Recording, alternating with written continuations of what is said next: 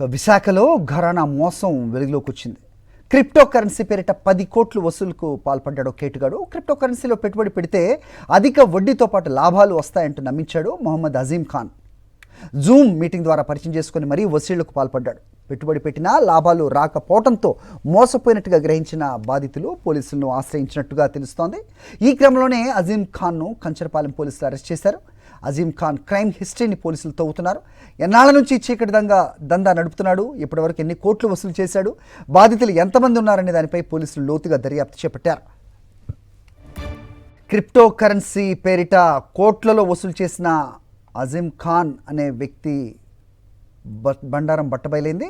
Zoom మీటింగ్లు పెట్టి మరీ పరిచయం చేసుకుని వసూలు చేసినట్టుగా అజీం ఖాన్ తెలుస్తోంది.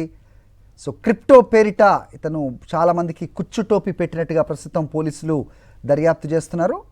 విశాఖ జిల్లాలో జరిగింది ఘరానా మోసం.